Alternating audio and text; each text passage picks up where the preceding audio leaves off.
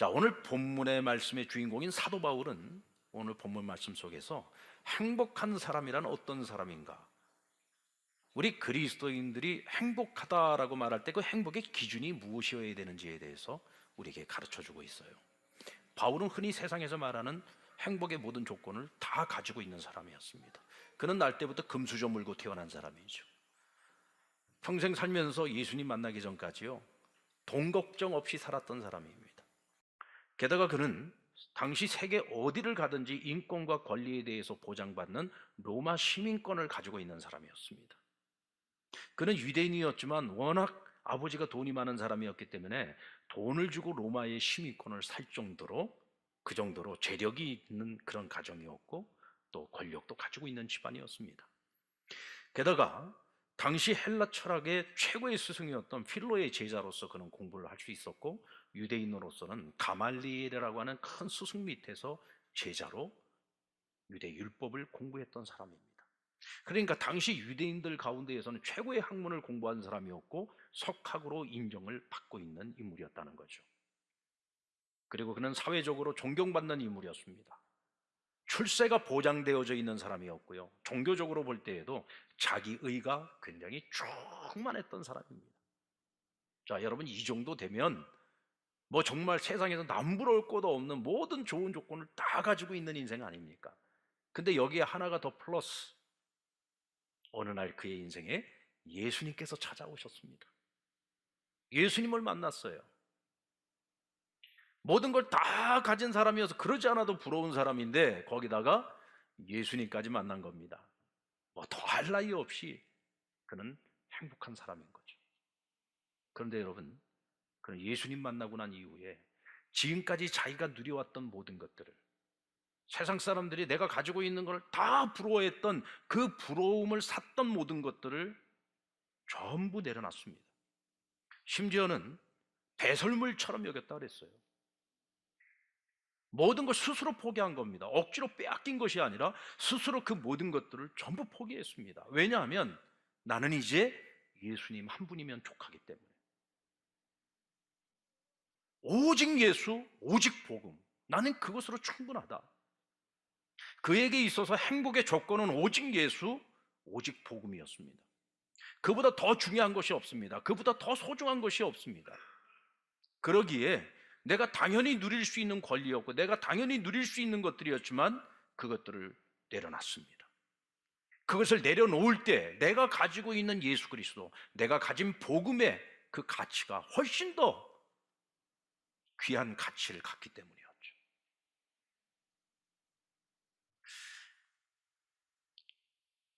그래서 바울은 항상 지금 행복한 사람이었습니다. 여러분, 바울의 서신서들을 읽어보면요, 그는 어떤 환경에 처해 있든지 어떤 상황에 처해 있든지 때로는 고난과 환난과 핍박이 그치지 않는 그런 상황 속에서도 나는 지금 행복하다고 말합니다. 나중에 행복할 거다, 뭐 천국 가서 행복할 거다, 그런 얘기가 아니에요. 지금 내가 고난 중에 있지만 나는 행복하다고 말합니다. 환난 가운데 있지만 나는 행복하다고 말합니다. 왜냐하면 내 안에 예수 그리스도께서 계시기 때문입니다. 왜냐하면 내 안에 복음이 있기 때문이고 나는 이 귀한 복음을 위한 삶을 살아가고 있기 때문에 어떤 상황 속에서도 나는 지금 행복하다고 고백합니다. 여러분, 지난 수요일 날 태국 치앙라이에서 사역을 하고 있는 김장원 선교사님이 오셔서 간증과 보고를 해주셨습니다. 이분은 치앙라이에서도요, 고산지대에 살고 있는 고산족들에게 이 복음 전하는 일을 하고 계시는데, 그날 간증 중에 처음 가서 처음 복음을 전했던 마을에 40년 동안 무당 노릇을 하고 있던 한 남자 무당에 관련된 이야기를 들려줬습니다. 이 김장원 선교사님이 처음 가서 복음을 전할 때 제일 방해를 하고 자기를 핍박했던 사람이 바로 이 무당이었어요. 그리고 그곳에 우여곡절 끝에 교회가 세워지고 또 성도들이 조금씩 늘어나고 있을 때 자신이 복음을 전하고 또 교회를 이끌어 나가는 일에 가장 자기를 핍박하고 힘들게 했던 사람이 바로 이 40년 동안 그 지역에서 영적인 지도자로 그 동네 사람들을 이끌고 있던 바로 이 무당이었습니다. 근데 어느 날 이 무당이 선교사님에게 찾아와서 무릎을 꿇었어요. 근데 이 선교사님은 그 사람이 왜 자기 앞에서 무릎을 꿇었는지를 알지 못해요. 무슨 징조가 있었던 것도 아닙니다. 어느 날 갑자기 찾아와서는 무릎을 딱 꿇더니, 목사님, 나도 예수 믿고 싶습니다. 40년 동안 귀신을 섬겨온 사람이에요. 40년 동안 이 사람이 말 한마디만 하면요, 이 마을 사람들이 다 벌벌 떨고 이 사람이 하자는 대로 다 따라왔던, 그 정도로 그 마을에서 권세와 권력을 가진 사람이었습니다. 그런데 그가 귀신을 버리고 나도 예수 믿고 싶다고, 나도 이제부터 교회 나오고 싶다고 하더라는 거예요. 그래서 6개월 동안을 이분을요, 하나님 말씀을 가지고서 양육을 시켰습니다. 그리고 6개월 만에 세례를 받게 됐는데, 세례를 받는 날 자기 혼자 와서 세례를 받은 것이 아니라 이 사람이 데리고 있는 새끼 무당이 있답니다. 이 새끼 무당도 데리고 와서 같이 세례를 받은 거예요. 자, 여기까지는 아주 좋았어요. 그리고서 집으로 돌아갔는데, 집에 돌아가서 어떤 일이 벌어졌느냐, 두 사람이 다 동시에 쓰러진 겁니다. 그리고는 몸이 쇠하기 시작을 하는데, 굉장히 체격이 좋고 체구가 좋았던 사람이 살이 다 빠져나가고 기력을 완전히 다 상쇄해 버렸습니다.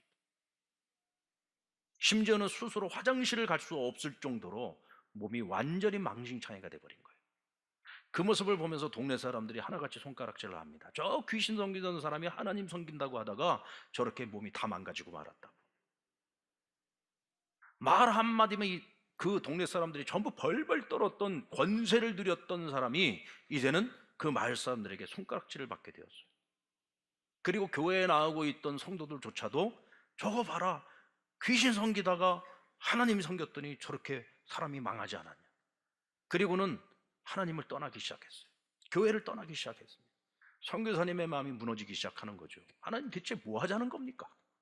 내가 여기까지 와서 힘들게 이곳에 교회를 세우고 이곳에 복음을 전해서 많은 사람들이 이제 예수 믿게 됐는데, 저 무당이 세례를 받으면서 더 좋은 일들이 많이 일어날 줄 알았는데 왜 하나님 저 무당이 저렇게 쓰러져 버리는 겁니까?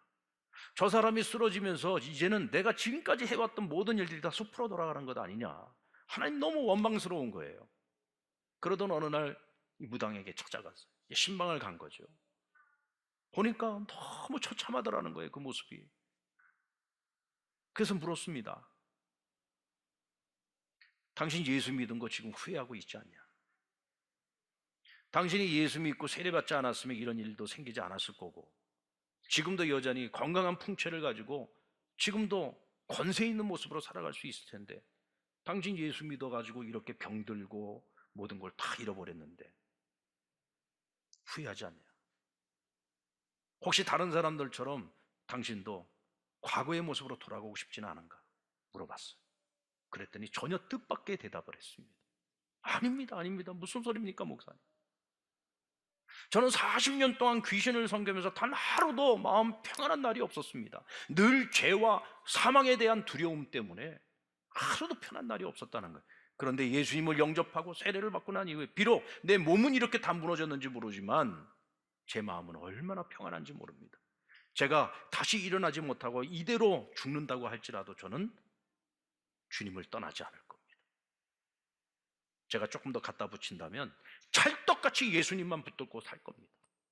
왜냐하면 예수님 만나고 나서 죄와 사망에 대한 두려움이 다 사라져버렸기 때문이죠. 오늘 밤 나는 죽는다 할지라도 나는 천국 갈 수 있는 인생인데 제가 왜 과거로 돌아갑니까? 왜 내가 또다시 귀신을 섬기겠습니까? 절대로 그런 일은 없을 겁니다. 그 말을 듣고요, 이 선교사님이 너무 큰 충격을 받아서 너무 큰 은혜를 받은 겁니다. 야, 내가 저 사람만한 믿음도 못 가졌구나. 저 사람은 예수님을 만나도 제대로 만난 거구나. 세상에 어떤 것보다도 이제는 예수님이 그의 인생에서 가장 소중한 거예요.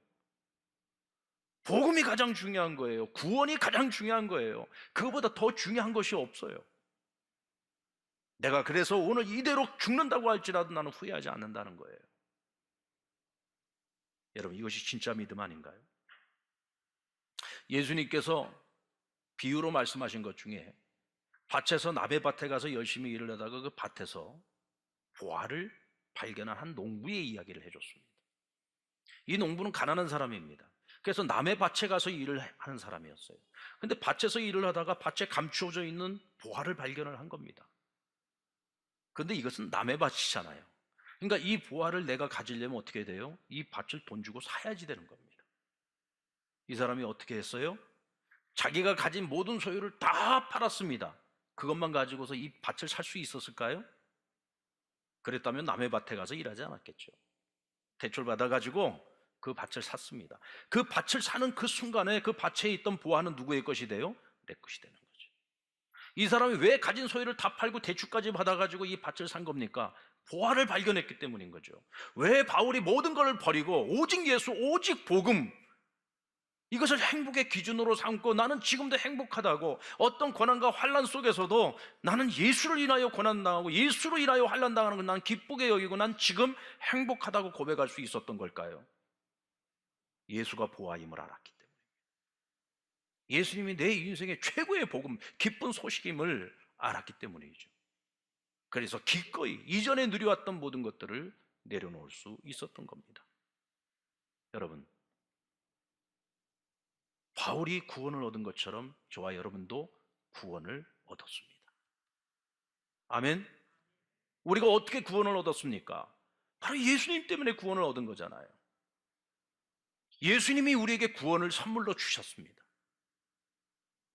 여러분, 구원이 뭐예요? 구원이라고 하는 것은 죄와 사망의 늪에 빠져 있는 사람이 스스로 이 늪에서 빠져나올 수 없을 때 누군가가 도움을 베품으로써 그 도움으로 이 사망의 늪에서 빠져나와서 영원한 생명을 얻는 것을 구원이라고 말합니다. 여러분, 늪에 빠진 사람은요, 절대로 자기 힘으로 그 늪에서 빠져나올 수가 없어요. 내가 스스로 빠져나오려고 몸부림을 치면 칠수록 더 깊이 늪에 빠져 결국은 생명을 잃게 됩니다. 그래서 누군가가 생명줄을 던져줘야 돼요. 그 생명줄이 누굽니까? 예수님이시잖아요. 하나님께서 우리에게 던져주신 생명줄, 바로 예수 그리스도입니다. 예수님이 어떻게 우리에게 생명줄이 되어주셨습니까? 하나님과 원수되었던 우리를 위하여 자기를 희생하셨어요. 자기 생명을 우리를 대신하여 내어주셨습니다. 우리가 져야 될 십자가에, 우리가 죽어야 될 그 십자가에서 아무 죄가 없으신 예수님께서 우리의 모든 죄를 다 끌어안고 대속의 죽임을 당하신 겁니다. 하나님께서 우리를 구원하시는 방법이 바로 이와 같은 방법으로 예수님을 통해서 우리를 향한 하나님의 크신 사랑을 보여주신 거예요. 증명해 주신 것입니다. 우리가 구원을 얻는 것은 바로 그 예수님, 우리의 생명의 동아줄이 되시는 그 예수님을 믿기만 하면 우리를 그 늪에서 건져내어 우리에게 구원을 주시는 거죠. 오늘 적어도 이 자리에 있는 우리는 다 그 구원을 받은 사람들이잖아요. 자, 그렇다면 여러분에게 묻겠습니까? 여러분들 지금 행복하십니까? 지금 행복하십니까? 아니요, 목사님, 내일은 어떻게 될지 모르겠지만 나 지금은 행복하지 않습니다 라고 생각하시는 분들은 구원받은 하나님의 자녀들인데도 불구하고 여전히 여러분들의 행복의 조건이 예수님이 아니에요. 복음이 아니에요. 여전히 세상 사람들이 흔히 말하는 행복의 조건들을 나의 행복의 조건으로 생각하고 있기 때문에 그래요. 돈이 나를 행복하게 해줄 거라고 생각하는 거죠.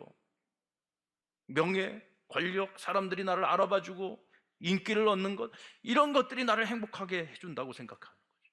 지금 당장의 문제가 해결되면 내가 행복하다고 생각하는 거죠. 그러나 여러분, 절대로 이런 기준으로는 우리가 행복할 수 없어요. 바울과 같은 그 행복은요, 같은 기준을 가져야 되는 겁니다. 오늘 저와 여러분에게 있어서 가장 가치 있는 것이 무엇입니까? 우리의 인생의 최고의 우선순위가 무엇입니까? 오직 예수, 오직 복음일 때만이 우리는 지금 행복할 수 있습니다. 그래서 내일도 행복할 수 있고 그 다음도 행복한 인생을 살아갈 수 있는 것입니다. 우리 한번 따라볼까요? 내가 행복한 이유는 구원을 얻었기 때문입니다. 구원을 얻었기 때문입니다. 여러분들 왜 행복하시냐고요? 구원을 얻었기 때문이죠. 우리가 행복한 사람인 두 번째 이유가 있습니다. 그것은 우리에게 복음을 전해준 사람이 있었다는 것이죠. 우리에게 복음을 전해준 사람이 있었기 때문에 우리는 지금 이 자리에 있을 수 있습니다. 우리는 복음을 들었고, 그래서 마음으로 믿었고, 그리고 하나님이 주시는 의를 입게 되온 것.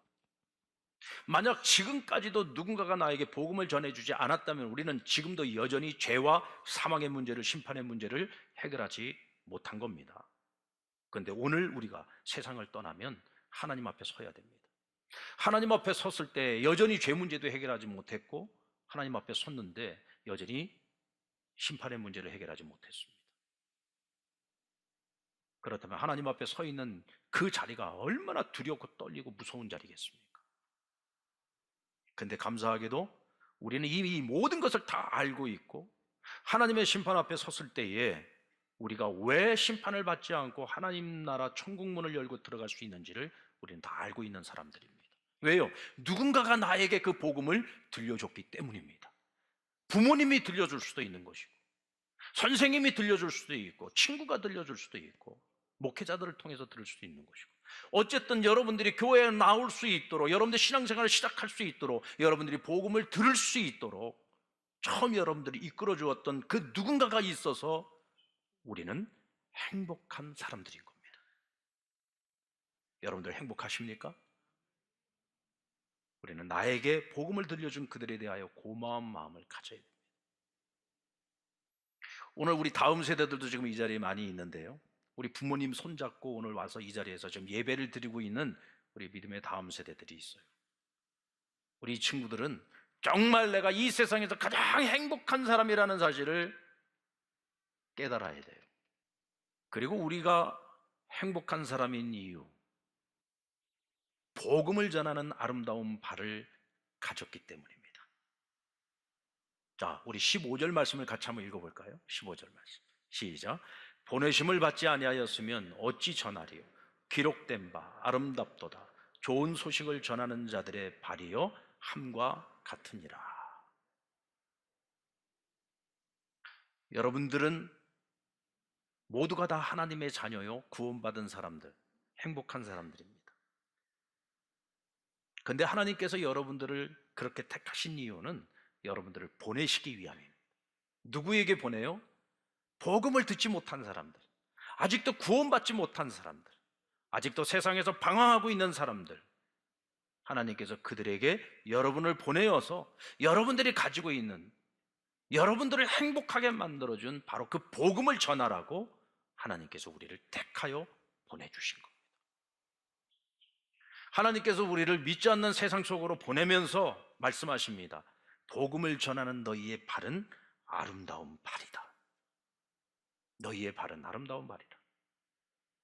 이제 오늘 우리가 행복축제를 시작을 하고 11월 20일까지 우리 행복축제 당일날까지 우리는 내가 복음을 전해서 반드시 구원해야 될 우리 베스트들, 여러분들이 정말 최고의 나의 하나님께서 나로 하여금 만나게 해주시고 내가 전하는 복음을 듣고 구원받게 할 사람들, 우리는 그들을 베스트라고 말합니다.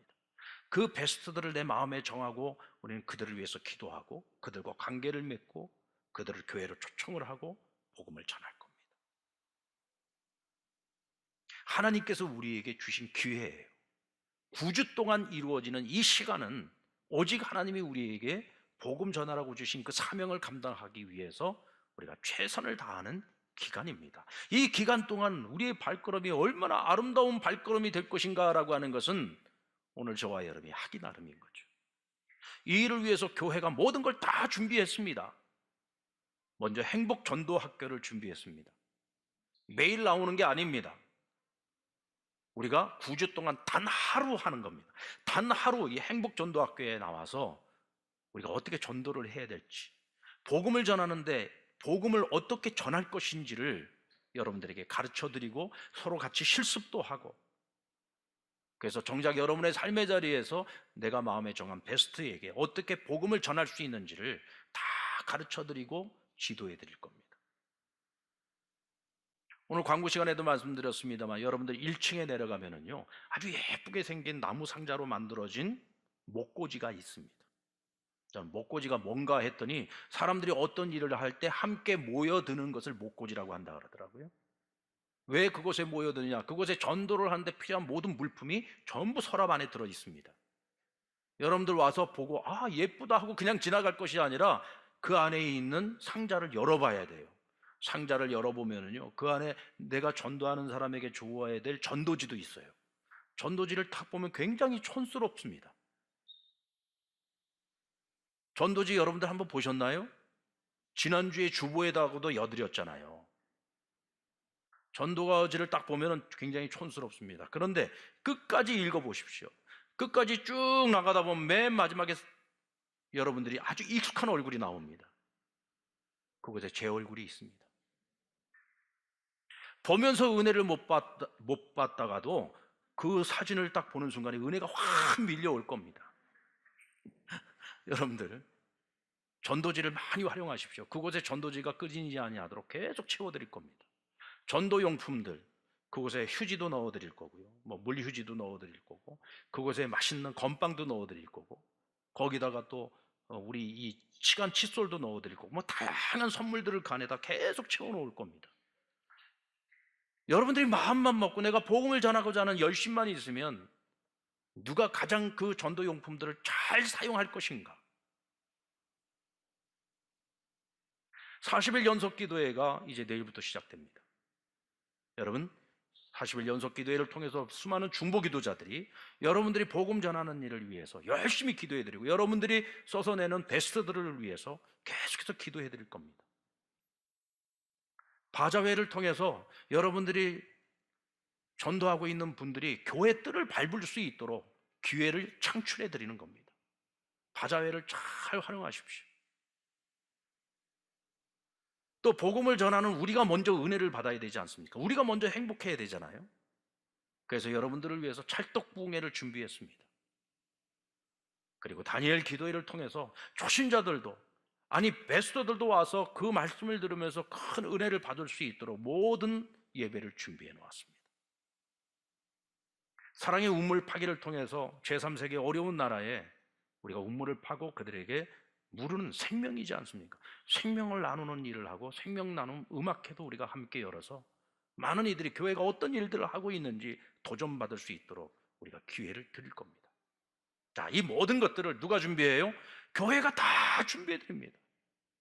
오늘 우리가 이렇게 행복축제, 우리가 선포식을 하는 이 날, 우리가 전 세대가 이렇게 함께 모여서 예배를 드리는데, 이 선포식을 위한 준비를 우리 교육자들과 또 우리 섬기는 많은 스태프들이 정말 마음과 뜻과 정성을 다해서 오랫동안 준비한 겁니다. 그냥 나는 와서 편안하게 예배를 드리지만 이 편안한 예배를 위해서 많은 분들이 말없이 묵묵히 수고하고 헌신해서 이와 같은 예배가 하나님 앞에 드려질 수 있는 거죠. 이렇게 해서 여러분, 아름다운 발로서 칭찬 듣고 영광을 받고 하늘의 상급을 받는 건 누가 받아요? 누가 받습니까? 순종하는 내가 받는 거예요. 한번 따라 볼까요? 순종하는 내가, 누가? 내가 그 영광을 다 받습니다. 여러분, 이창교 목사가 그 영광 받는 거 아니에요. 여러분이 그 영광을 받는 겁니다. 여러분, 지금 행복하지 않은 사람은 내일도 행복할 수 없습니다. 여러분이 왜 행복하십니까? 여러분 안에 예수님이 계시기 때문입니다. 우리 안에 복음이 있기 때문에 그렇습니다. 누군가가 들려주지 않으면 복음을 들을 수 없지요. 영원히 하나님으로부터 떠나 있는 인생을 살 수밖에 없지만, 여기 있는 우리 모두는 복음을 들려준 사람들이 있어서 그 복음을 듣고 행복한 사람이 되었습니다. 이제 나를 행복하게 해준 복음, 내 안에만 갇혀 있으면 그건 갇혀 있는 물입니다. 물은 흘러가야 됩니다. 이 기쁜 소식 복음은 흘러가야 됩니다. 세상으로 흘러가야 됩니다. 아직도 주님을 알지 못하는 사람들, 구원받지 못한 영혼들에게 흘러가야 됩니다. 그래서 우리 주변에 믿는 이들이 더 많아져야 되고요, 내가 행복한 것처럼 그들도 함께 행복한 세상을 만들어갈 수 있어야 됩니다. 그것이 오늘 하나님의 자녀로서 이 세상을 살아가고 있는 행복한 사람들에게 주어진 사명입니다. 저와 여러분이 그 사명을 잘 감당해서 칭찬 듣고 우리의 행복이 더 커질 수 있는 상남의 모든 믿음의 가족들이 되시기를 주의 이름으로 축원합니다.